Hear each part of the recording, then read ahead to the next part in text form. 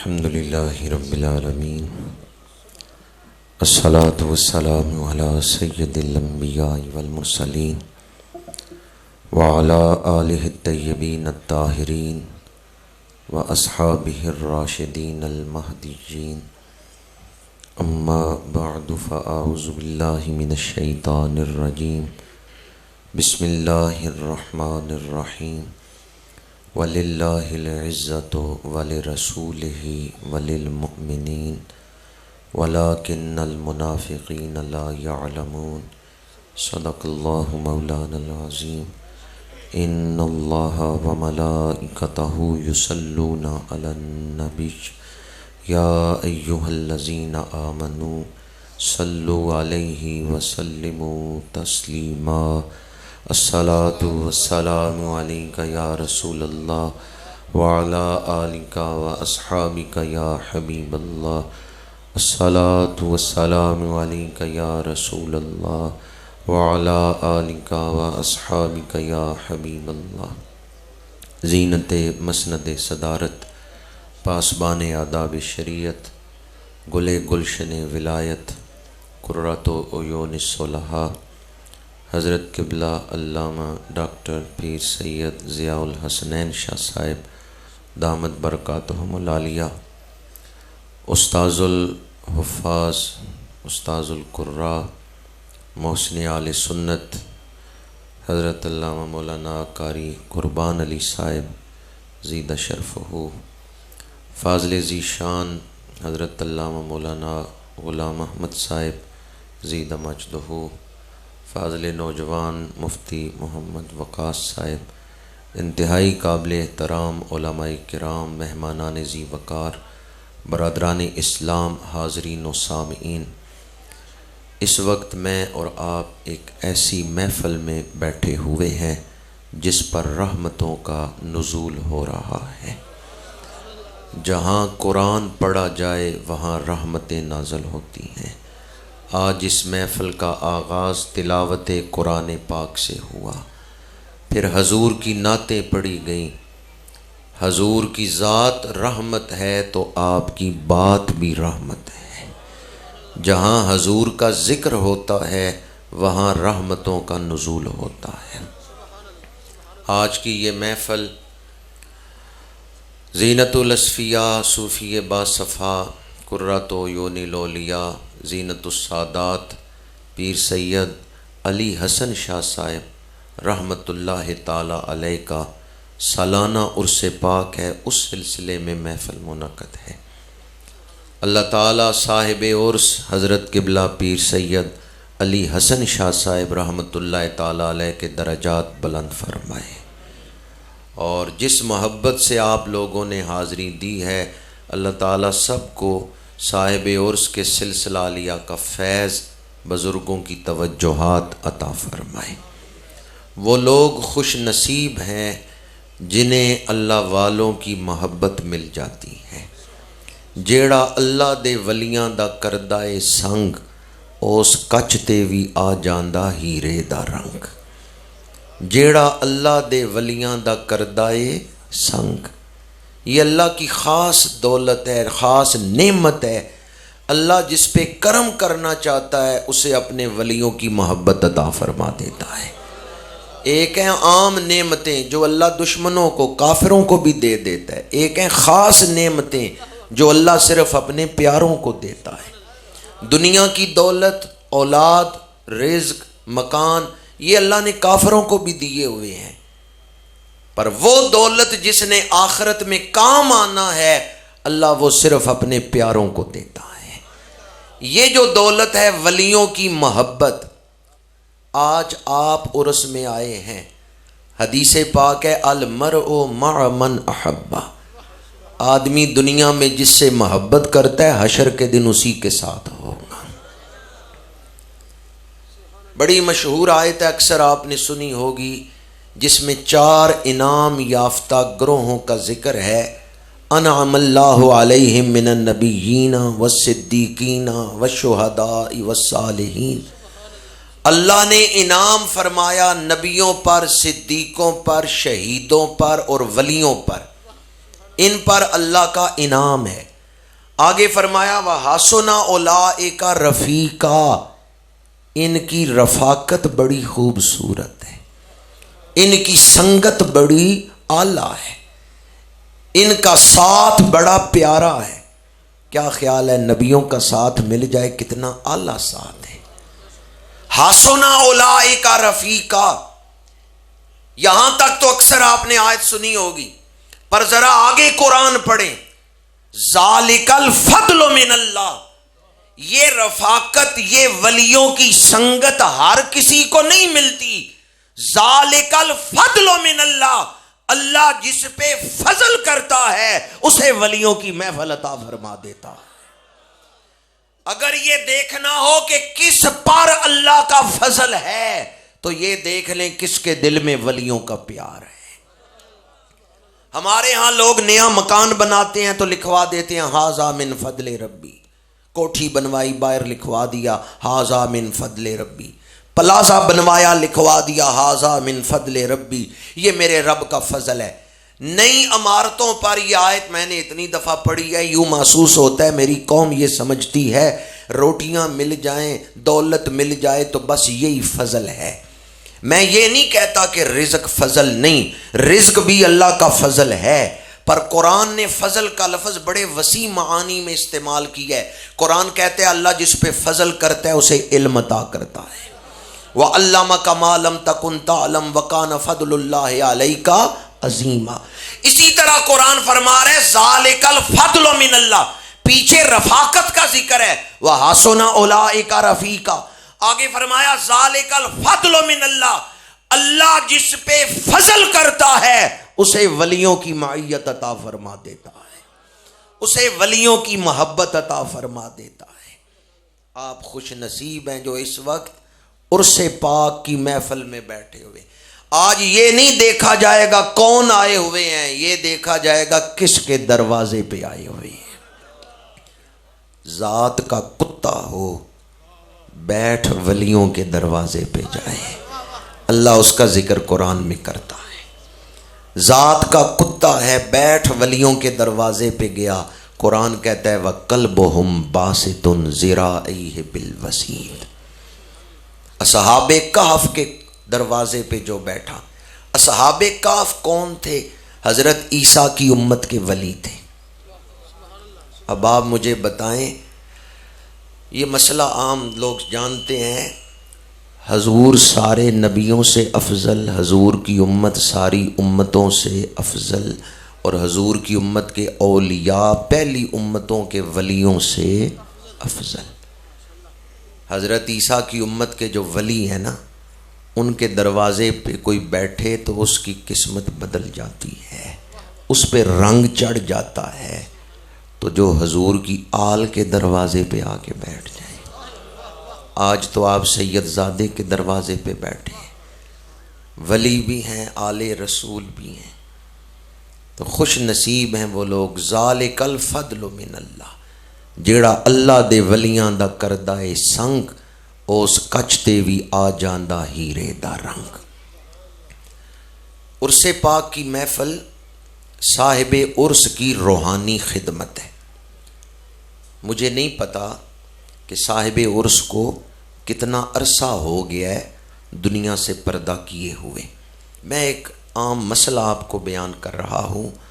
وہ اولیاء کرام جو ہماری پیدائش سے پہلے اس دنیا سے چلے گئے، آج اگر ہم ان کی خدمت کرنا چاہیں تو کس طرح کر سکتے ہیں؟ حدیث پاک ہے قیامت کے دن اللہ کا ایک ولی گناہگاروں کی صف کے پاس سے گزرے گا تو گناہگار عرض کرے گا اما تعرفنی، کیا آپ نے مجھے پہچانا ہے؟ وہ ولی فرمائیں گے کون ہے تو؟ وہ عرض کرے گا انا الذی سقیتک شربۃ، میں وہ ہوں جس نے ایک دن آپ کو پانی کا پیالہ پیش کیا تھا۔ ولی فرمائیں گے میں نے پہچان لیا ہے، بتا کیا چاہتا ہے؟ وہ عرض کرے گا آپ جنت میں جا رہے ہیں، میں دوزخیوں کی صف میں کھڑا ہوں، اشفع لی، میری شفاعت فرمائیں۔ اکیلے نہ جنت میں جائیں، میں آپ کا نوکر ہوں، اکیلے نہ جنت میں جائیں، میں آپ کا خادم ہوں، مجھے بھی ساتھ لے کے جائیں۔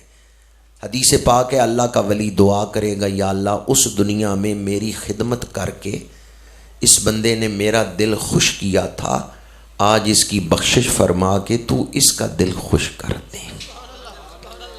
تو قیامت کے دن خدمت کا حوالہ، اولیاء کی خدمت کا حوالہ بخشش حاصل کرنے کا ذریعہ بن جائے گا۔ ہم نے حضرت پیر سید علی حسن شاہ صاحب رحمت اللہ تعالی علیہ کو وضو تو نہیں کرایا، پانی کا پیالہ تو نہیں پیش کیا۔ قیامت کے دن کوئی ان کا دامن پکڑ کے عرض کرے گا حضور میں نے آپ کو وضو کرایا، کوئی کہے گا پانی کا پیالہ پیش کیا، ہم کہیں گے وضو تو نہیں کرا سکے، پانی کا پیالہ تو نہیں پیش کر سکے، پر آپ کے عرس کی محفل میں ہم بھی شامل ہوتے رہے ہیں۔ عرس کی محفل بزرگوں کی روحانی خدمت ہے۔ جب تک آپ اس محفل میں بیٹھے ہوئے ہیں آپ صاحب سلسلہ کے روحانی خدمت میں بیٹھے ہوئے ہیں۔ صاحب عرس کا جو سلسلہ ہے ان بزرگوں کی روحانی خدمت میں بیٹھے ہوئے ہیں۔ عرس پاک کی محفل صاحب عرس کی روحانی خدمت ہے۔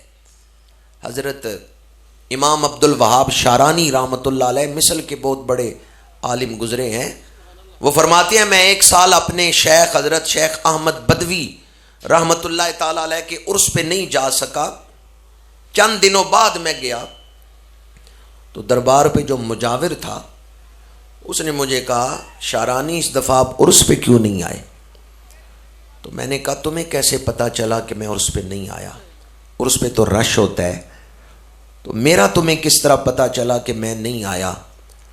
اس مجاور نے کہا جب عرس کا دن گزر گیا اگلی رات آئی تو میں نے خواب میں دیکھا صاحب عرس اپنے مزار کے باہر بیٹھے ہوئے ہیں اور اپنی نظر سے دیکھ رہے ہیں کون آ رہا ہے۔ پھر وہ فرماتے ہیں فلاں بھی آیا، شیخ احمد بدوی فرماتے ہیں فلاں بھی آیا فلاں بھی آیا، یہ عبد الوہاب شارانی کیوں نہیں آیا؟ تو مجھے تو اس وقت پتا چلا کہ آپ نہیں آئے۔ امام عبد الوہاب شارانی کے قلم سے وفا کے آنسو نکلتے ہیں کہ اے مرید اگر تو اپنے شیخ کے مزار پہ حاضری نہ دے تو شیخ یاد کرتے ہیں فلاں مرید کیوں نہیں آیا۔ بیٹا باپ کی قبر پہ حاضری دے، کوئی یہ احسان نہیں کر رہا، وفا کر رہا ہے۔ شاگرد استاد کی قبر پہ حاضری دے، وہ اپنے استاد سے وفا کر رہا ہے۔ مرید مرشد کے مزار پہ حاضری دے، وہ اپنے مرشد سے وفا کر رہے، اور امتی رسول اللہ کے روضہ پاک پہ حاضری دے، وہ اپنے آقا سے وفا کر رہا ہے۔ یا اللہ جو اس پہ محبت سے سبحان اللہ کہے اسے حضور کے روزے کی حاضری نصیب فرما۔ حدیث پاک ہے میرے آقا کریم نے فرمایا من حج ولم یزرنی فقط جفانی، جس نے حج کیا اور میرے پاس نہیں آیا اس نے جفا کی ہے، اس نے میرے ساتھ وفا نہیں کی۔ حضرت سیدنا بلال حبشی رضی اللہ تعالیٰ عنہ حضور کے وصال پاک کے بعد مدینہ منورہ سے ہجرت کر گئے ملک شام۔ کچھ عرصہ بعد خواب میں رسول اللہ کی زیارت ہوئی، میرے آقا کریم نے انہیں بلایا کہ بلال آؤ میرے روزے پہ حاضری دو، لیکن کن لفظوں کے ساتھ بلایا؟ ما ہاذہ الجفوۃ یا بلال، بلال یہ کیا بے وفائی ہے، اتنا عرصہ ہوا تو میرے روزے پہ نہیں آیا۔ عرس پاک میں آنے والوں ذرا اس روایت پہ غور کرنا، روزے پہ حاضری روزے والوں کے ساتھ وفا ہے۔ میرے آقا کریم نے حضرت بلال حبشی کو بلایا تو کن لفظوں کے ساتھ؟ ما ہاذہ الجفوۃ یا بلال، بلال یہ کیا بے وفائی ہے، اتنا عرصہ ہوا تو میرے روزے پہ نہیں آیا۔ حضرت بلال حبشی کی آنکھ کھلی، تیاری شروع کر دی۔ گھر والے کہتے ہیں یہ راتوں رات کہاں جانے کا ارادہ کر لیے، صبح تو ہو لینے دیں، سورج تو طلوع ہونے دیں، دن تو چڑھنے دیں۔ بلال حبشی فرماتے ہیں مجھے میرے محبوب نے بلایا ہے، اب میں ایک رات بھی تاخیر نہیں کروں گا۔ جس رات خواب دیکھا اسی رات تیاری کر کے گھر سے نکلے، اور گھر سے نکلتے ہوئے زبان پہ الفاظ کیا ہیں؟ یا رسول اللہ بلال آپ کے روزے پہ حاضری کے لیے آ رہا ہے، بلال بے وفا نہیں۔ اس سے بھی پتہ چلتا ہے روزے پہ حاضری دینا روزے والوں کے ساتھ جو عرس میں آتے ہیں وہ اہل وفا ہیں، وہ صاحب عرس کے ساتھ وفا کر رہے ہیں۔ سلسلہ عالیہ نقشبندیہ مجددیہ کے ایک بزرگ ہیں حضرت خواجہ بدر الدین سرہندی رحمۃ اللہ تعالی علیہ، انہوں نے حضرات القدس میں لکھا ہے کہ جب تم کسی اللہ والے کے مزار پہ حاضری دیتے ہو، تمہیں محسوس ہو یا نہ ہو، اللہ کا ولی تمہارے دل میں کوئی تحفہ رکھ دیتا ہے۔ یہ جو آپ نے لکھا ہے نا، تمہیں محسوس ہو یا نہ ہو، اس کا مطلب ہے کہ طالب کیفیات نہ بنو، طالب مولا بنو۔ بعض لوگ کہتے ہیں اس دفعہ اور اس پہ بڑا مزہ آیا ہے، بعض لوگ کہتے ہیں اس دفعہ اور اس پہ حاضری دی ہے کوئی مزہ نہیں آیا۔ بھئی آپ اور اس پہ حاضری کس لیے دینے آئے ہیں؟ اللہ کی رضا کے لیے۔ یہ نہ کہ عرس پہ گئے تو مزہ آیا اور اس پہ گئے مزہ نہیں آیا۔ عرس پہ حاضری دیں اللہ کو راضی کرنے کے لیے، پھر دیکھیں رب رنگتیں کیسی چڑھاتا ہے۔ حضرت بدر الدین سرہندی فرماتے ہیں تمہیں محسوس ہو یا نہ محسوس ہو، طالب کیفیات نہ بنو، طالب مولا بنو۔ جب تم کسی ولی کے دربار پہ حاضری دیتے ہو، ولی تمہاری روح میں کوئی نور انڈیل دیتے ہیں، تمہارے دل میں کوئی تحفہ رکھ دیتے ہیں۔ جب تم یہ دنیا چھوڑ کے برزخ کی طرف جاؤ گے، اس وقت پتا چلے گا اور اس پہ حاضری دی تھی تو کیا کیا خزانہ مجھے ملا تھا۔ جب دنیا چھوڑ کے برزخ کی طرف جائیں گے نا، پھر وہ تحفے ظاہر ہوں گے جو باطن میں ہیں، جو ولیوں نے اپنی توجہ سے روح کے اندر نور بھرا تھا، وہ اس وقت ظاہر ہوگا۔ حضرت بدر الدین سرہندی نے حضرات القدس میں اپنے کچھ مکشوفات لکھے۔ وہ حضرت بو علی قلندر پانی پتی کے مزار پہ حاضر ہوتے ہیں، پھر حضرت خواجہ باقی باللہ کے مزار پہ حاضری دی، پھر حضرت خواجہ قطب الدین بختیار کاکی کے مزار پہ حاضری دی، پھر سفر کیا اجمیر شریف گئے، خواجہ خواجگاں قبلہ عارفاں حضرت خواجہ معین الدین چشتی اجمیری رحمت اللہ تعالی علیہ کے مزار پہ حاضری دی۔ حضرت خواجہ بدر الدین سرہندی لکھتے ہیں جب میں نے خواجہ خواجگاں کے روزے کی طرف دیکھا، مجھے قبر نظر ہی نہیں آئی، تخت نظر آیا جس پہ خواجہ صاحب بیٹھے ہوئے ہیں۔ اور حضرت خواجہ معین الدین چشتی اجمیری رحمت اللہ علیہ کے چہرے پہ اتنا نور تھا کہ نظر بھر کے چہرہ دیکھنے ہی نہیں ہوتا تھا، اس قدر نور خواجہ صاحب کے چہرے سے نکل رہا تھا۔ کس کے چہرے سے؟ کون سے خواجہ صاحب کے چہرے سے؟ جی میں ذرا مٹک مٹک کے پڑھ نہیں سکتا، ورنہ آپ بھی مٹک مٹک کے پڑھتے۔ میوزک پہ قوم ہل گئی ہے نا، عادی ہو گئی ہے قوم میوزک کی۔ ابھی میوزک چل رہا تھا تو کیسے سارے جھوم رہے تھے، تو تھوڑی دیر تو لگے گی نا واپس آنے میں۔ تو اللہ تعالی ہمیں شعوری سطح پہ دین سمجھنے کی توفیق عطا فرمائے۔ خواجہ معین الدین چشتی اجمیری رحمت اللہ تعالی علیہ کے چہرے کی طرف دیکھنے نہیں ہوتا، اتنا نور آپ کے چہرے سے نکل رہا ہے۔ میں نے جب یہ بات پڑھی تو سوچنے لگا یہ شان ہے خدمتگاروں کی، سرکار کا عالم۔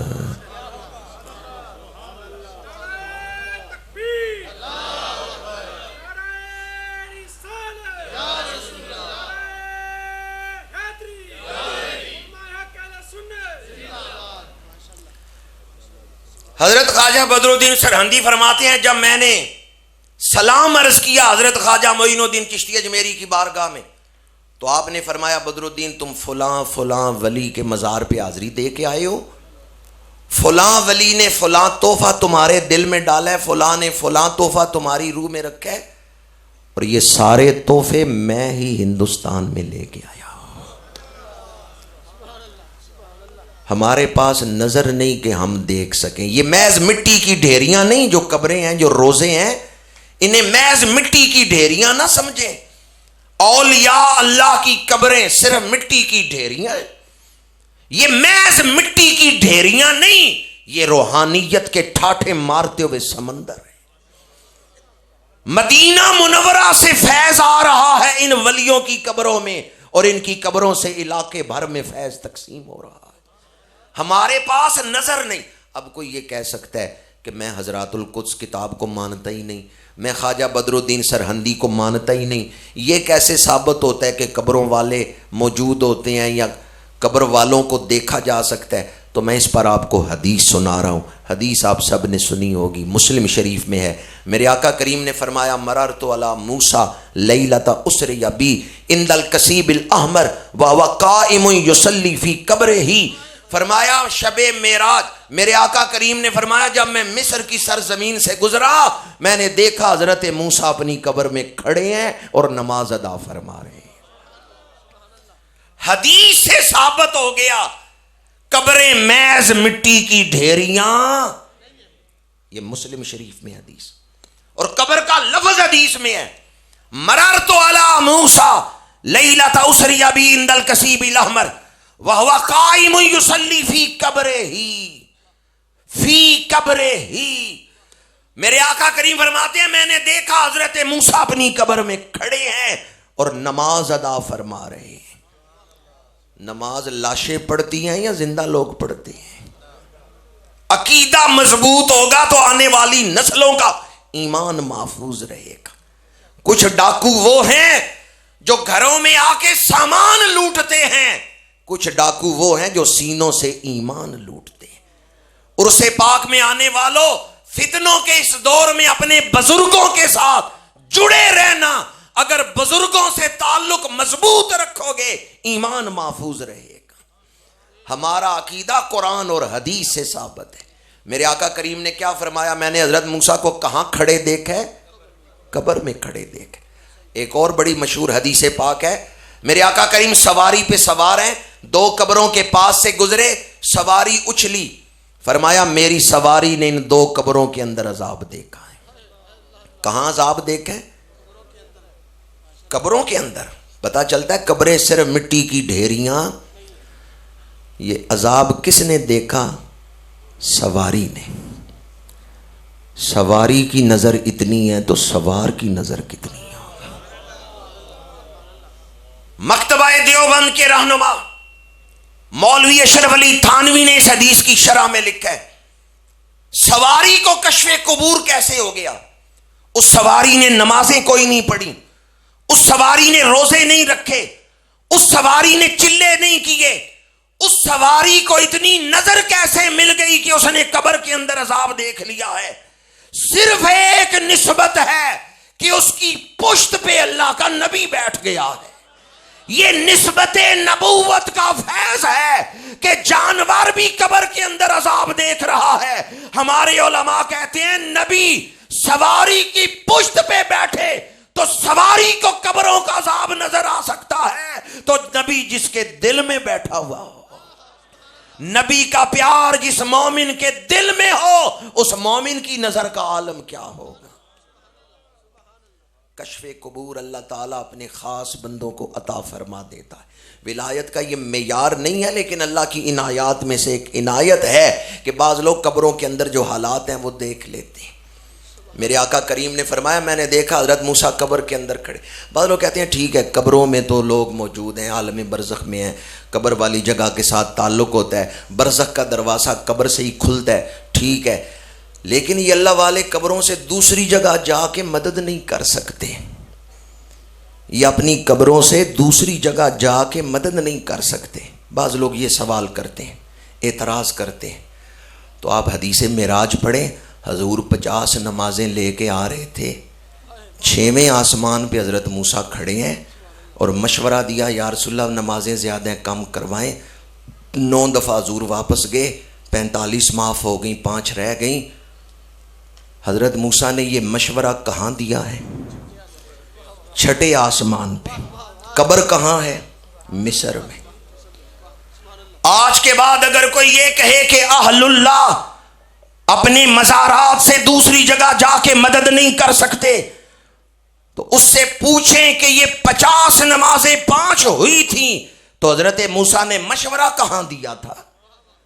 قبر مصر میں ہے، مشورہ 6ویں آسمان پہ جا کے دے رہے ہیں. پتا چلا اہل اللہ اپنے مزارات سے دوسری جگہ جا کے مدد. مسئلہ سمجھ آیا آپ کو؟ قبریں مٹی کی ڈھیریاں نہیں، فیض کے مراکز ہیں۔ پوچھیں حضرت خواجہ معین الدین چشتی اجمیری سے، حکم رسول ہوا اجمیر شریف جا کے دین پھیلاؤ۔ خواجہ صاحب آئے پاک جہاں بغداد شریف، 53 دن حضور غوث اعظم کے حجرے میں رہے۔ جب وہاں سے نکلے اجمیر شریف کے لیے تو حضور غوث اعظم نے فرمایا معین الدین جس راستے آپ جا رہے ہیں نا اجمیر، اس راستے میں ایک شہر آتا ہے لاہور، لاہور میں قدم رکھنا تو بڑی احتیاط کے ساتھ، وہاں رسول اللہ کا ایک شیر بیٹھا ہوا ہے۔ تو خواجہ صاحب نے پوچھا کون سا شیر بیٹھا ہوا ہے؟ حضور شہنشاہ بغداد نے فرمایا ان کا نام سید علی حجویری ہے۔ پھر خواجہ خواجگاں جب لاہور آئے تو 40 دن داتا پیا کے قدموں میں بیٹھے رہے۔ آپ میں سے اکثر لوگوں نے حاضری دی ہوگی داتا پیا کے مزار پر۔ خواجہ خواجگاں کا حجرہ اعتکاف آج بھی موجود ہے۔ خواجہ صاحب خود بہت بڑے ولی ہیں، سفیر اسلام سفیر رسول بن کے آئے ہیں، منبع فیوز و برکات ہیں، لیکن ادب بھی تو انہوں نے سکھانا ہے۔ آپ داتا صاحب کے مزار کے سر کی طرف نہیں بیٹھے، کسی اور طرف نہیں بیٹھے، قدموں میں بیٹھے۔ آج بھی جا کے دیکھ لیں حجرہ اعتکاف کس جگہ پہ ہے؟ قدموں میں ہے۔ خود بہت بڑے ولی ہیں، تھوڑا سا علم آ جائے یا کوئی اچھا خواب آ جائے تو کسی ولی کے مزار پہ جا کے بے حرمتی نہ کرنا۔ خواجہ خواجگاں نے ادب سکھایا ہے کہ اگر بہت بڑے ولی ہو پھر بھی کسی اللہ والے کے مزار کا جا کے ادب ہی کرنا ہے۔ خواجہ صاحب 40 دن داتا پیا کے مزار کے قدموں میں بیٹھے رہے، اور جب 40ویں دن اٹھے تو دنیا کو بتایا اس قبر کو محض مٹی کی ڈھیری نہ سمجھنا، گنج بخشے فیض عالم مظہر نور خدا نا کے سارا پیر کامل کاملاں را رہنما۔ حضرت خواجہ خواجگاں نے ظاہر کیا کہ یہ مٹی کی ڈھیری نہیں، داتا پیا آج بھی فیض لٹا رہے ہیں۔ تاجدار پاک پتن قطب الاقطاب شیخ الشیوخ سلسلہ چشتیہ کا مرکز ہے پاکستان میں پاک پتن شریف، سب سے بڑی درگاہ پاکستان میں سلسلہ چشتیہ کی پاک پتن شریف۔ لیکن بابا فرید جب لاہور آتے تھے نا تو پیروں سے جوتے اتار کے ننگے پیر داتا صاحب کی گلیوں میں چلتے تھے۔ لوگ پوچھتے آپ یہاں ننگے پیر کیوں چلتے ہیں؟ تو بابا فرید فرماتے تھے میری نظر سے دیکھو تو تمہیں پتا چلے اس زمین کی شان کیا ہے، فرید کی آنکھیں ہوں تو تمہیں نظر آئے اس مٹی کی شان کیا ہے جس میں اللہ کا ولی تشریف فرما ہے۔ فرمایا یہاں میرے دادا پیر خواجہ خواجگاں قدموں میں بیٹھے رہے ہیں، اس لیے جب میں لاہور آتا ہوں پیروں سے جوتے اتار دیتا ہوں۔ آنکھ والے جانتے ہیں، ہم جیسے اندھوں کو کیا پتا۔ حضرت داتا صاحب آج سے 1000 سال پہلے اس خطے میں آئے۔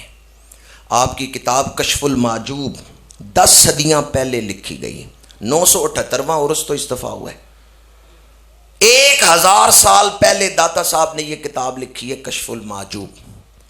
اس میں آپ فرماتے ہیں جب میری دعا قبول نہ ہو، 6 باب کے اندر ملامت کے باب میں آپ نے یہ بات لکھی ہے، جب میری دعا قبول نہ ہو، جب میرے اوپر کوئی مشکل وقت آ جائے، مسئلہ حل نہ ہو، میں حضرت با یزید بستامی کے مزار پہ جا کے جھاڑو پھیرتا ہوں، اللہ میری دعا قبول کر لیتا ہوں۔ کہاں جا کے جھاڑو پھیرتا ہوں؟ با یزید بستامی کے مزار پہ۔ یہ داتا صاحب نے لکھا۔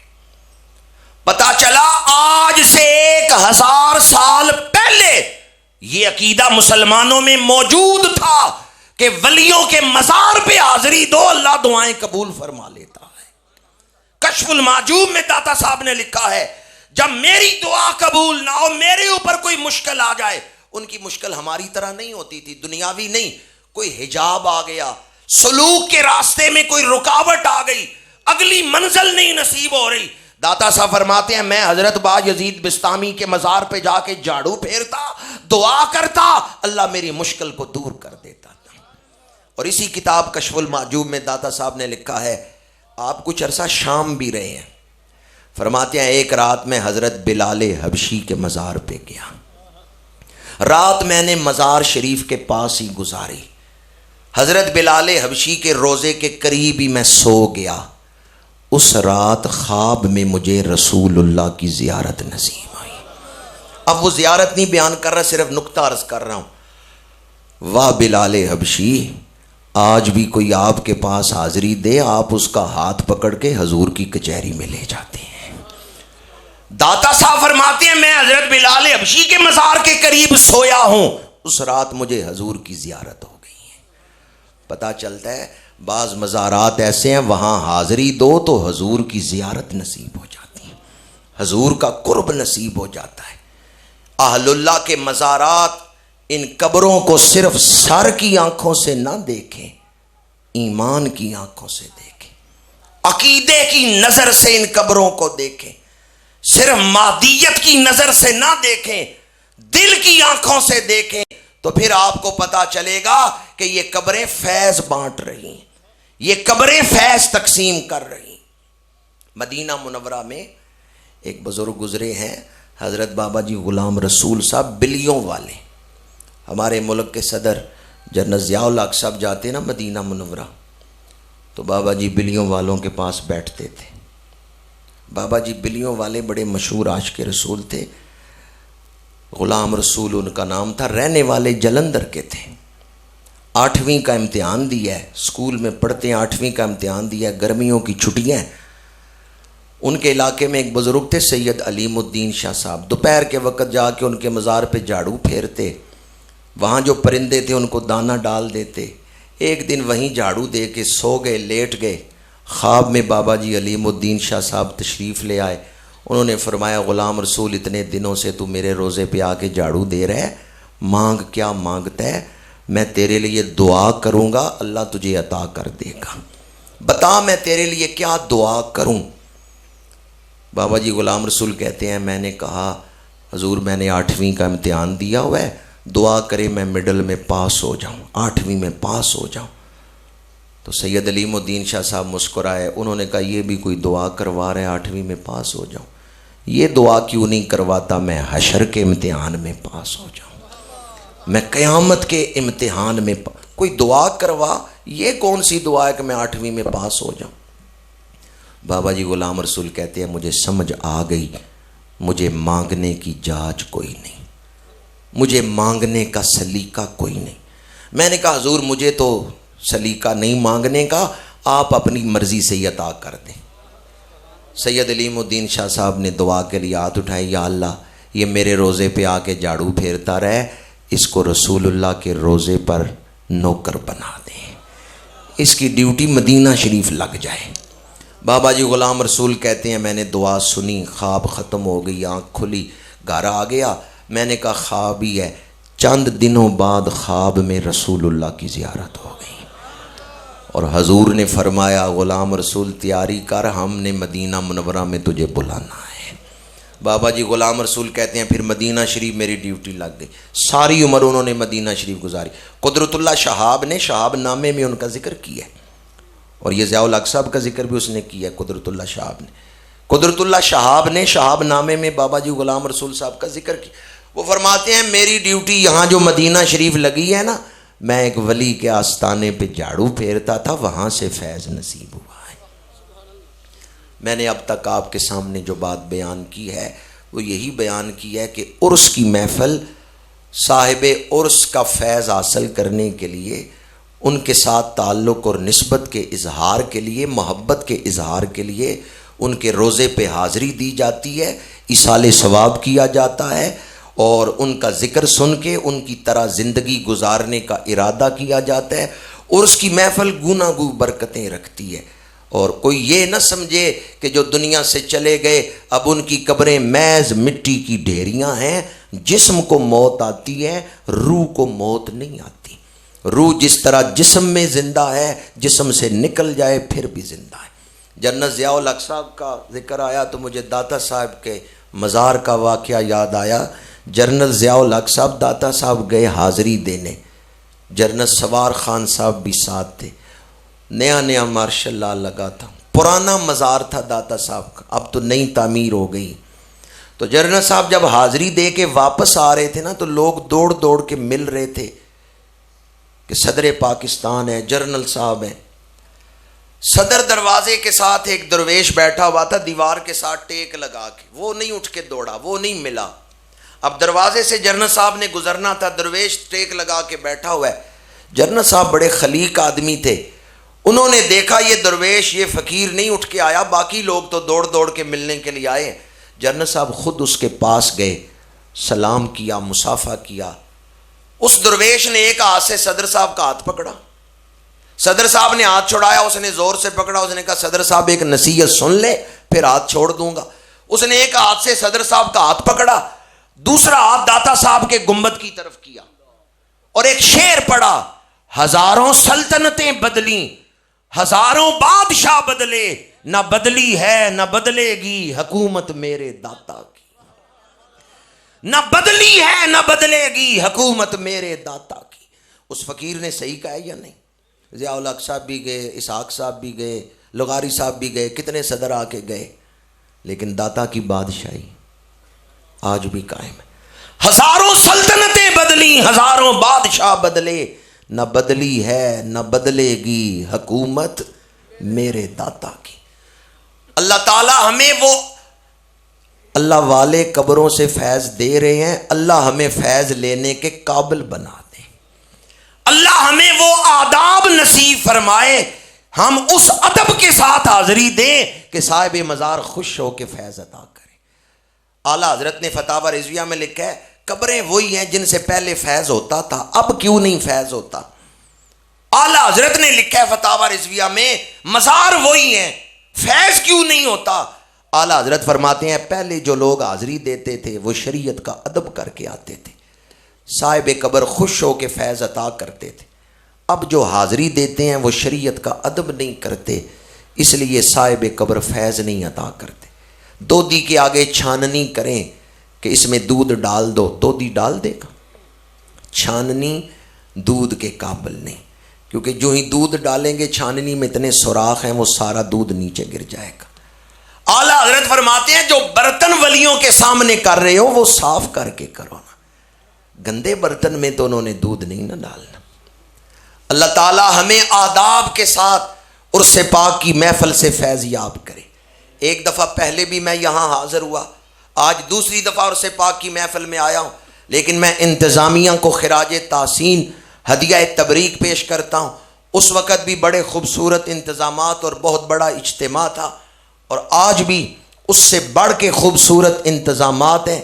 اللہ تعالیٰ اور سے پاک کی انتظامیہ کو، تمام منتظمین اور معاونین کو اجر عظیم عطا فرمائے.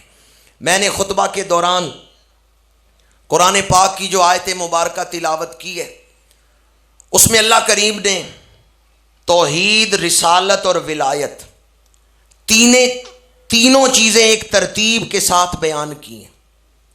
وَلِلَّهِ الْعِزَّةُ وَلِلرَّسُولِهِ وَلِلْمُؤْمِنِينَ وَلَكِنَّ الْمُنَافِقِينَ لَا يَعْلَمُونَ. توحید، رسالت اور ولایت.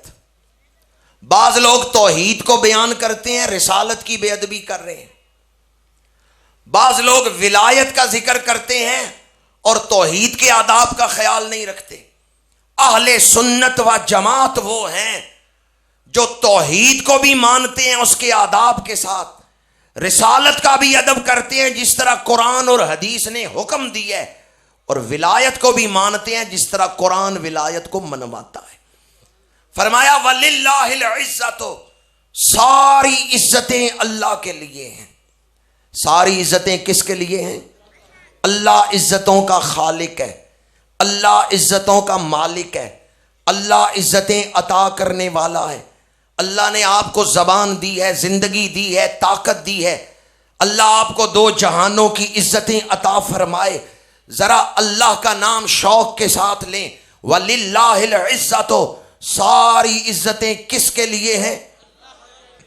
ساری عزتیں کس کے لیے ہیں؟ حدیث قدسی ہے، میرے آقا کریم صلی اللہ علیہ وآلہ وسلم کی زبان پہ مضمون خداوندی جاری ہوتا ہے. اللہ کریم نے فرمایا محبوب آپ کا امتی جتنا بھی بڑا گناہگار ہو، اگر اس کے دل میں میری عظمت ہے، وہ مجھے عظیم مانتا ہے، تو مجھے قسم ہے اپنی عظمت و جلال کی، میں اسے دوزخ میں نہیں جلنے دوں گا۔ آئیں آج وہ وظیفہ کر لیں کہ جو آدمی یہ وظیفہ کرتا ہے اللہ اس پہ آتش دوزخ حرام کر دیتا ہے۔ ساری عزتیں کس کے لیے ہیں؟ نماز پڑھتے ہیں تو رکوع میں سبحان ربی العظیم، سجدے میں سبحان ربی الاعلی۔ ہر نماز کے اندر ہم اللہ کی عظمت و کبریائی کا اعلان اور اقرار کرتے ہیں۔ پاک ہے میرا رب جو بڑی عظمتوں والا ہے، پاک ہے میرا رب جو سب سے بلند مرتبہ ہے، سبحان ربی العظیم، سبحان ربی الاعلی۔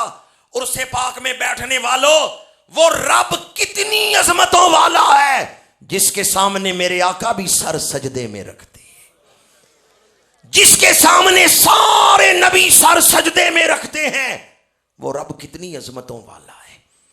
جب حضور سجدہ کرتے ہوں گے رب کو، اور حضور سجدے میں جا کے پڑھتے ہوں گے سبحان ربی الاعلی، تو کس طرح اللہ کی عظمتوں کا اظہار ہوتا ہوگا۔ وَلِلَّهِ الْعِزَّةُ، تو ساری عزتیں اللہ کے لیے۔ سوال یہ ہے کیا اللہ نے کسی کو عزتیں دی بھی ہیں یا ساری عزتیں اپنے پاس ہی رکھی ہیں؟ تو اللہ نے اپنے ذکر کے بعد فوراً اپنے رسول کا ذکر کیا ہے۔ والے رسول ہی، اللہ نے اپنے رسول کو عزتیں عطا فرمائی ہیں۔ وَتُعِزُّ مَن تَشَاءُ وَتُذِلُّ مَن تَشَاءُ۔ یہ آیت بھی بتاتی ہے اللہ نے عزتیں بانٹی ہیں، اللہ نے عزتیں تقسیم کی ہیں، اللہ نے مخلوقات میں درجہ بندی کی ہے، فضائل بانٹے ہیں۔ جمادات سے نباتات افضل، نباتات سے حیوانات افضل، حیوانات میں انسان افضل، انسانوں میں مسلمان افضل، مسلمانوں میں اولیاء افضل، اولیاء سے صحابہ و اہل بیت افضل، ان سے انبیاء افضل، انبیاء سے رسول افضل، رسولوں میں اولو العزم پیغمبر افضل۔ اور جہاں جا کے سارے اولو العزم پیغمبروں کے مقام کی انتہا ہو جاتی ہے، اس سے آگے میرے اور آپ کے آقا کے مقام کی ابتدا ہو رہی ہے۔ خلق سے اولیاء، اولیاء سے رسول، اور رسولوں سے اعلیٰ، اور رسولوں سے اعلیٰ۔ اعلیٰ حضرت نے شاعری برائے شاعری نہیں کی، اعلیٰ حضرت نے شاعری بھی دین سمجھانے کے لیے کی ہے۔ یہ جو شعر لکھا ہے نا، اور رسولوں سے اعلیٰ ہمارا نبی، یہ تیسرے پارے کی پہلی آیت کا ترجمہ ہے۔ تلک الرسل فضلنا بعضهم علی بعض منہم من کلم اللہ ورفع بعضهم درجات۔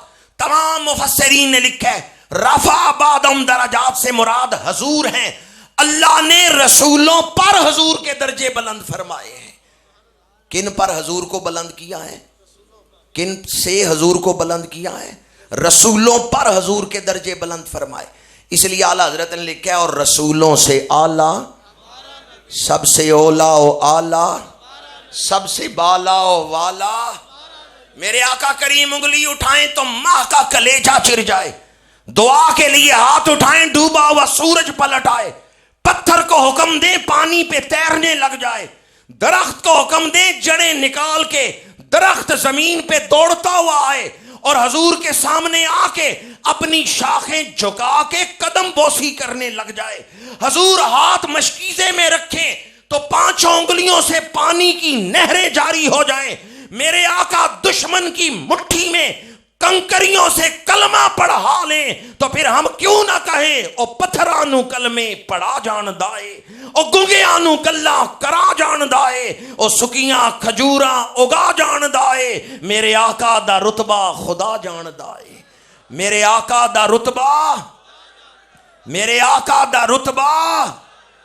آقا ہمارے، آقا ہمارے صرف شان والے یا بڑی شان والے؟ لا یمکن الثناء کما کان حقہ، بعد از خدا بزرگ توئی قصہ مختصر۔ حضور سید الخلائق ہیں، حضور سید العالمین ہیں، حضور سید الوجود ہیں۔ مخلوقات کے اندر اللہ نے کوئی دوسرا ایسا بنایا ہی نہیں ہے جو مثل مصطفیٰ ہو سکے. کوئی مثل نہیں ڈھولن دی چپ کر مہر علی ایتھے سب سے اولا و اعلیٰ آقا ہمارے آقا ہمارے. نوجوانوں یہ زور کب کام آئے گا اگر حضور کے ذکر کے کام نہیں آئے گا. آقا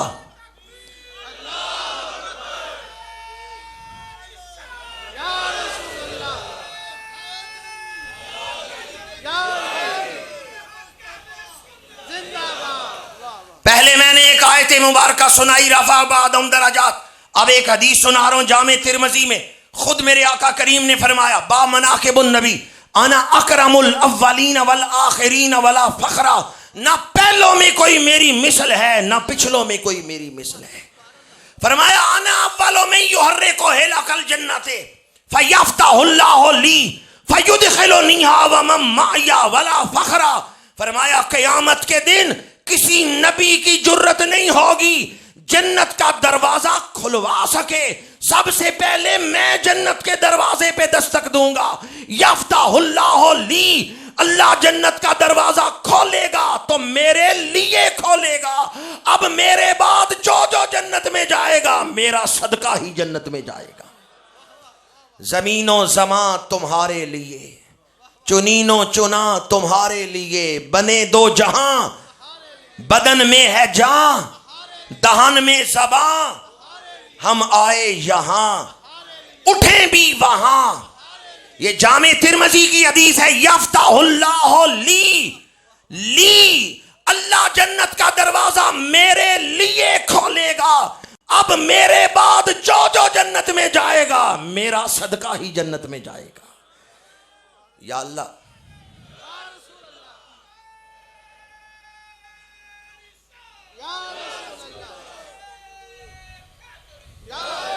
جہاں حضور نے یہ فرمایا کہ میں جنت کا دروازہ کھلواؤں گا وہاں آگے فرمایا انا اکرم الاولین والآخرین ولا فخرا. نہ پہلوں میں کوئی میری مثل ہے نہ پچھلوں میں کوئی میری مثل ہے. سب سے اولا و اعلیٰ, سب سے اولا و اعلیٰ. میں نے قرآن اور حدیث سے یہ بات آپ کے سامنے بیان کی. ایک دلیل دور حاضر سے دے رہا ہوں. ہالینڈ کی ایک سیاسی جماعت ہے PVV, اینٹی اسلام ہے. ان کا سینئر رکن تھا وین وارڈر.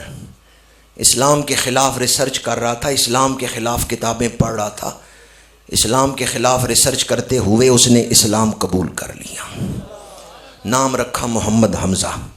اگر آپ خود نیٹ پہ ریسرچ کرنا چاہیں لکھیں فرام وین وارڈر ٹو محمد حمزہ تو یہ بات آپ خود بھی پڑھ سکتے ہیں. جن دنوں اس نے اسلام قبول کیا میں ان دنوں روٹر ڈیم میں تھا. روٹر ڈیم ہالینڈ کا مشہور شہر ہے. ڈن ہاک میں ایک محفل میلاد ہوئی. وہاں کچھ دوستوں نے اس نو مسلم کو بلایا. کچھ ٹی وی والے آ گئے اسے انٹرویو کرنے. ایک ٹی وی اینکر نے پوچھا لگتا ہے مسلمانوں نے تجھے ورغلا لیا ہے, تو ان کی باتوں میں آ گیا ہے, تو نے اسلام قبول کر کے اپنا سیاسی کیریئر ختم کر دیا ہے, تیری پارٹی تجھے ٹکٹ نہیں دے گی, عوام تجھے ووٹ نہیں دیں گے, آئندہ تو اسمبلی میں نہیں پہنچ سکتا. لگتا ہے مسلمانوں نے تجھے ورغلا لیا ہے تو ان کی باتوں میں آ گئے. آگے سے اس نو مسلم نے بڑا پیارا جواب دیا. I am not that person who follows others' opinions without his research. اس نے کہا میں کوئی بچہ نہیں کہ جو چاہے میرا ہاتھ پکڑ کے لے جائے. میں نے خود ریسرچ کی, تحقیق کی, میں نے فیصلہ کیا تھا کہ میں سچائی تک پہنچوں گا, تعصب کو راستے کی رکاوٹ نہیں بننے دوں گا, عالمی عدالت انصاف کا جو میرٹ ہے اس پر تحقیق کروں گا. آج میں اس نتیجے پہ پہنچا ہوں دنیا میں قرآن جیسی کتاب کوئی نہیں ہے, محمد عربی جیسی ہستی کوئی نہیں. وہ جو غیر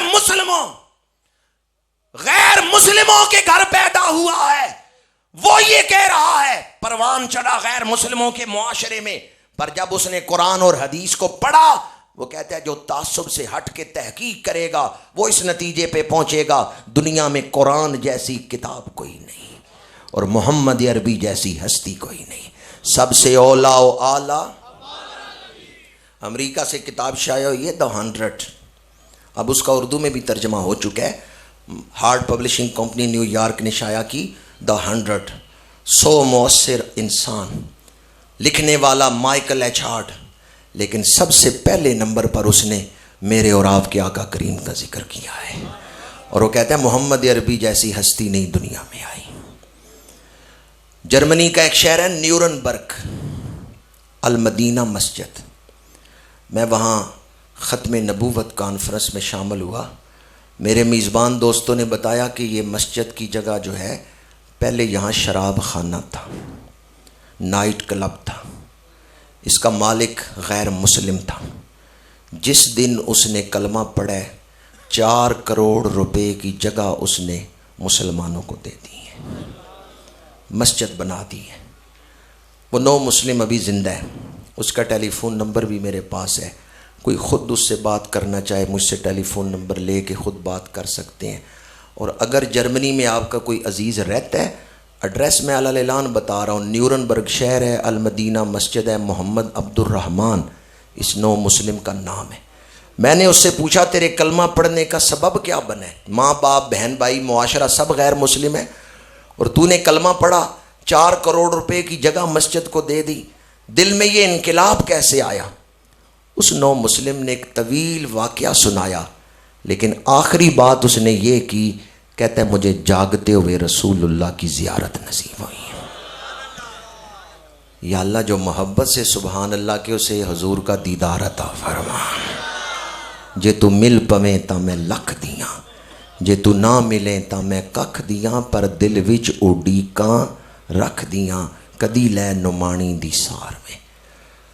جب اس نے کہا نا مجھے جاگتے ہوئے حضور کی زیارت ہوئی ہے، جس دن دیدار ہوا ہے دن 11-12 بجے، اس دن مغرب کے وقت میں شراب خانے آیا ہوں، ساری چیزیں نکال کے اذان پڑھا دی ہے اور اس جگہ کو مسجد کے لیے چھوڑا ہے۔ جب اس نے زیارت کا ذکر کیا تو میں نے کہا حضور کا حلیہ پاک تو بیان کرو کہ میرے آقا کریم کا حسن پاک کیسا ہے۔ یقین جانیے اس نو مسلم نے وہی حلیہ پاک بیان کیا ہے جو حدیث کی کتابوں میں لکھا ہوا ہے۔ اس نو مسلم نے وہی حلیہ پاک بیان کیا ہے جو سیرت کی کتابوں میں لکھا ہوا ہے، پر ایک جملہ وہ کمال و رفتگی محبت سے کہتا تھا، وہ کہتا ہے حضور صرف سونے نہیں، بہت سونے، حضور صرف سونے نہیں۔ آپ کا کیا خیال ہے؟ صرف سونے؟ اللہ نے کائنات میں حضور کے چہرہ پاک سے زیادہ بھی کوئی خوبصورت نظارہ بنایا ہے؟ کائنات میں سب سے خوبصورت ترین نظارہ اللہ نے حضور کے چہرہ پاک کو عطا فرمایا ہے۔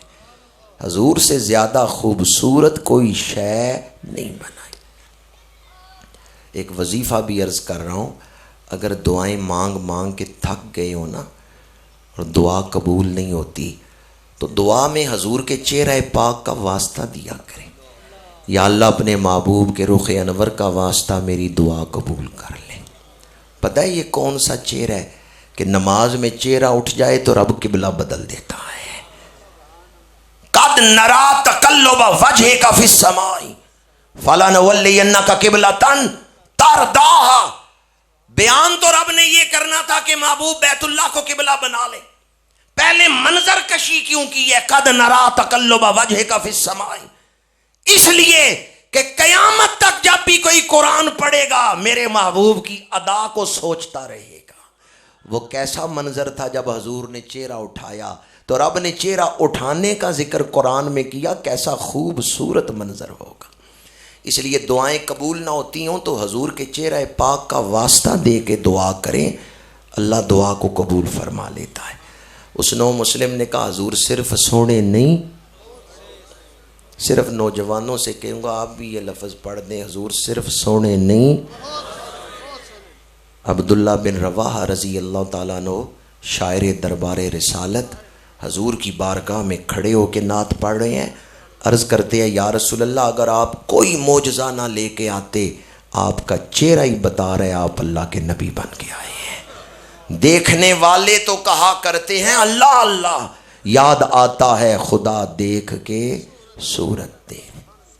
یہی حضرت امام عبد الوہاب شارانی، انہوں نے کاف ہا یا عین صاد کا ترجمہ کیا ہے، کن ہا یا عبد اللہ صورتیں یتجملو بجمال اللہ۔ اللہ جب حضور کی صورت پاک بنا رہا تھا تو فرما رہا تھا محبوب ایسی صورت بن جاؤ کہ لوگ دیکھتے تجھے جائیں مانتے مجھے جائیں، صورت تیری ہو دلیل میری ہو، چہرہ تیرا ہو نشان میرا ہو۔ اسی لیے تو گولڑے کے تاجدار کہتے ہیں دسے صورت راہ بے صورت دا، دسے صورت راہ بے صورت دا، توبہ راہ کے عین حقیقت دا، پر کم نہیں بے سوجت دا۔ کسی اندھے سے نہ پوچھیں حضور کا حسن کیسا ہے، کسی آنکھ والے سے پوچھیں، کم نہیں بے سوجت دا، کوئی ورلیاں موتی لے تریاں، اس صورت نو میں جان آکھاں، جان آکھاں کے جانے جہان آکھاں، سچ آکھاں تے رب دی شان آکھاں، جس شان تو شانہ۔ حضور صرف سونے نہیں، حضور صرف سونے نہیں، مکھ چند بدر شاہ شانی ہے، متھے چمکدی لاٹ نورانی ہے، کالی زلف تے اکھ مستانی ہے، مخمور اکھیاں ہن مد بھریاں، دو ابرو کوس مثال دسن، جہ تو نوکے میادے تیر چھٹن، لباں سرخ آکھاں کے لالے یمن، چٹے دند موتی دیاں ہن لڑیاں، اس صورت نو میں جان آکھاں، جان آکھاں کے جانے جہان آکھاں، اس صورت نو میں، اس صورت نو میں۔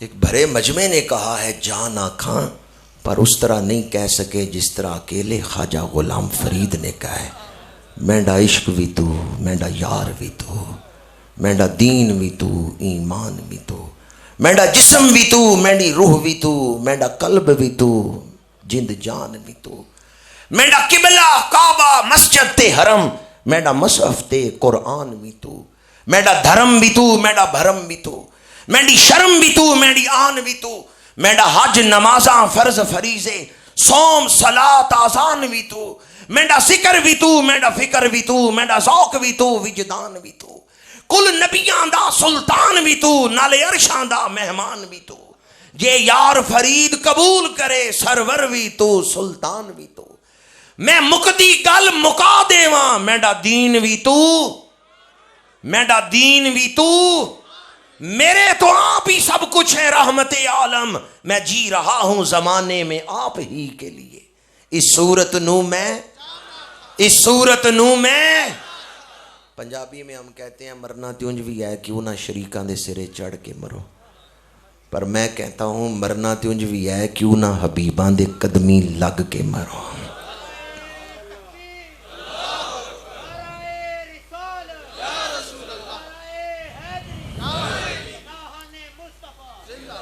یہ جو نعت لکھی ہے نا تاجدار گولڑا نے، بعد میں نعت لکھی ہے، دیدار پہلے ہوا ہے، اور نعت کے اندر انہوں نے دیدار کا واقعہ بیان بھی کیا ہے۔ لاؤ مکھتی مخطط برد یمن، من بھاوری جھلک دکھاؤ سجن، اوہ مٹھیاں گالی الاؤ مٹھن، جو ہمرا وادی سن کریاں۔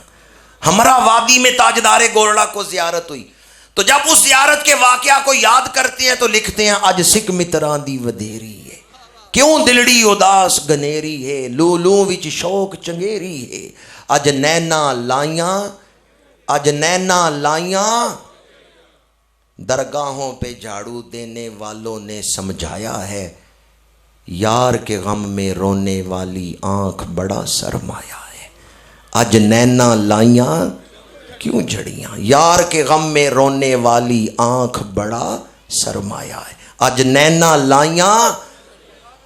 لاؤ مکھتی مخطط برد یمن، برد کہتے ہیں چادر کو، تاجدار گولڑا استغاثہ کرتے ہیں یا رسول اللہ یمنی چادر تھوڑی سی چہرے سے ہٹائیں، تھوڑی سی۔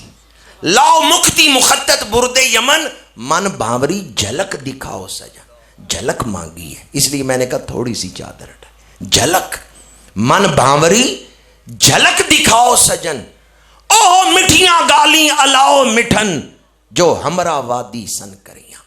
اور نعت کا مقطع پڑھ کے دیکھیں، جب بھی کوئی حضور کا حسن بیان کرے گا نا تو بے ساختہ کہہ اٹھے گا سبحان اللہ ما اجملہ کا، پیچھے ساری نعت میں حسن بیان کیا ہے، حلیہ پاک بیان کیا ہے، تو آخر میں کہتے ہیں سبحان اللہ ما اجملہ کا، ما آسانہ کا، ما اکملہ کا، کتھے میرے علی کتھے. ثنا کا مطلب کیا ہے؟ ثنا کسے کہتے ہیں جی؟ نہیں، ثنا کا ایک مطلب تعریف ہے، لیکن یہاں تاجدار گولڈا نے تعریف کے معنی میں نہیں ثنا لکھی. ثنا کا ایک معنی تعریف بھی ہے، لیکن وہ ثنا زبان سے کی جاتی ہے. یہاں کہ آپ نے آنکھوں کا ذکر کیا ہے، گستاخ اکھیاں کتھے جا اڑیاں. یہ جو قاری حضرات ہیں انہوں نے دانتوں کے نام رکھے ہوئے ہیں، ثنایا، رباعیات، دواحق، نواجس. سامنے والے جو دو بڑے دانت ہیں نا ثنایا علیہ ہیں، اس کے نیچے دو دانت ثنایا سفلی ہیں. جب آدمی مسکراتا ہے تو سامنے والے جو چار دانت سب سے پہلے نظر آتے ہیں وہ ثنایا کہلاتے ہیں. تاجدار گولڑا کو جب حضور کی زیارت ہوئی ہے نا تو پہلی نظر حضور کے ثنایا دندان پر پڑی ہے. کتھے میرے علی کتھے تیری ثنا، گستاخ اکھیاں. پہلی نظر حضور کے ثنایا پہ پڑی ہے اور دندان مبارک سے نور نکل رہا تھا. حضرت ابو ہریرہ کی روایت ہے میرے آقا مسکراتے تھے تو حضور کے دندان مبارک سے نور نکلتا تھا. تاجدار گولڑا نے اس نعت میں استغاثہ بھی کیا ہے. اے ہو صورت شالا پیش نظر، روے وقت نزا تے روز حشر، وچ قبر تے پل تھیں جد ہوسی گزر، سب کھوٹیاں تھیسن تد کریاں. کیا خیال ہے اگر آخری وقت حضور کرم فرما دیں، حضور نگاہ کرم فرما دیں، ہمارے عیب چھپ نہیں جائیں گے، ہماری بات نہیں بن جائے گی. بے شک ہم گناہگار ہیں، لیکن جب حضور سے مانگیں نا تو اپنے دامن کو دیکھ کے نہ مانگیں، حضور کی رحمتوں کو دیکھ کے مانگیں. ہمارا دامن خالی ہے پر حضور کا دامن تو رحمتوں سے بھرا ہوا ہے. وما ارسلناک الا رحمتا للعالمین. کبھی زندگی میں یہ نہ کہیں میرا نصیب اچھا نہیں، فلاں مجھ سے آگے بڑھ گیا میں پیچھے رہ گیا، میرے بھائی بے وفا نکلے، رشتہ داروں نے چھوڑ دیا. کبھی یہ نہ کہیں میرا مقدر اچھا نہیں، میرا نصیب اچھا نہیں. کتنا اچھا نصیب ہے آپ کا، اللہ نے آپ کو اپنے محبوب کا امتی بنایا ہے. وہ ہمارے نبی ان کے ہم امتی، امتی تیری قسمت پہ لاکھوں سلام. جرمنی کا وہ نو مسلم جسے جاگتے ہوئے حضور کی زیارت ہوئی ہے، اگر کوئی اس سے کہ بھئی حضور زندہ نہیں تو وہ مان لے گا کہ مجھے تو کلمہ پڑھا کے گئے ہیں اور تم کہتے ہو زندہ نہیں ہے. اعلیٰ حضرت کو جب زیارت ہوئی ہے نا تاجدار بریلی کو، آج 25ویں رات بھی ہے، اعلیٰ حضرت کا عرس بھی ہے 25 صفر کو، تو تاجدار بریلی دیدار کی عرضی پیش کر رہے تھے نا، تو دیدار نہیں ہوتا تو میرے آقا کریم کی بارگاہ میں اپنے آپ کو سگ کہا. میرے آقا نے خوش ہو کے دیدار عطا فرمایا. تو پھر 2 دفعہ قسم اٹھا کے تاجدار بریلی نے لکھا تو زندہ ہے واللہ، تو زندہ ہے واللہ، میری چشم عالم سے اللہ کی قسم ہے حضور زندہ ہیں، اللہ کی قسم ہے حضور زندہ ہیں. 2 دفعہ واللہ کا لفظ تاجدار بریلی نے لکھا. واللہ کا مطلب ہے اللہ کی قسم، تو زندہ ہے واللہ، تو زندہ ہے واللہ، میری چشم عالم سے چھپ جانے والے. وَلِلَّهِ الْعِزَّةُ وَلِرَسُولِهِ، ساری عزتیں اللہ کے لیے اور اللہ کے رسول کے لیے. بس گفتگو ختم کر رہا ہوں. اللہ عزت والا، رسول عزت والے، تو جو ان کا بن گیا، جو ان کا ہو گیا، وہ بھی پھر عزت پا گیا یا نہیں؟ اس لیے تیسرے مقام پہ فرمایا وَلِلْمُؤْمِنِينَ، جو حضور کے بن گئے وہ بھی عزت پا گئے. ہم توحید کو بھی مانتے ہیں، رسالت کو بھی مانتے ہیں، ولایت کو بھی مانتے ہیں، اللہ کی قدرت کو بھی مانتے ہیں، نبیوں کے معجزات کو بھی مانتے ہیں، ولیوں کی کرامات کو بھی مانتے ہیں. وَلِلَّهِ الْعِزَّةُ، اللہ کی قدرت کو ہم مانتے ہیں، وَلِرَسُولِهِ، نبیوں کے کمالات اور معجزات کو مانتے ہیں، وَلِلْمُؤْمِنِينَ، اور ولیوں کی کرامات کو مانتے ہیں. اللہ تعالیٰ اس دور کے فتنوں سے ہمیں محفوظ رکھے، اولیاء کرام کا ادب کرنے والوں میں شامل فرمائے. با ادب با نسیم، بے ادب بے نسیم. میری گفتگو کے دوران خوش الہان ثنا خان رسول راجہ شہباز کیانی صاحب سٹیج پہ آئے ہیں، اور بھی ثنا خان ابھی باقی ہیں جنہوں نے اپنے محبتوں کے چراغ جلانے ہیں اور آپ کو مدینہ منورہ کی سیر کروانی ہے ذکر رسول کے ساتھ۔ میں ان الفاظ پر ہی گفتگو سمیٹتا ہوں۔ ولیوں کے مزارات کی شان میں نے ابتدا میں بیان کی، اور پھر اس پر میں نے جو آیت مبارکہ آپ کے سامنے پڑھی اس کے حوالے سے توحید، رسالت اور ولایت تینوں کی ایک ترتیب بیان کی۔ مجھے 1 گھنٹے سے کچھ وقت زائد ہو چکا ہے گفتگو کرتے ہوئے، اس لیے میں ان الفاظ پر ہی گفتگو سمیٹتا ہوں۔ اولیاء کے پاس آج بھی فیض ہے، اللہ ہمیں فیض لینے کے قابل بنا دے، اللہ ہمیں یکسو بنا دے، اللہ ہمیں آداب کے ساتھ ولیوں کے مزارات پہ حاضری کی توفیق عطا فرمائے۔ جیڑا اللہ دے ولیاں دا کردہ سنگ، اس کچ تے بھی آ جاندہ ہیرے دا رنگ، اس ہیرے دا پیندا نہیں کوڈی بھی مل، جیڑا ٹوٹ کے تے گر جائے کسے ہار چوں۔ وآخر دعوانا ان الحمدللہ رب العالمین۔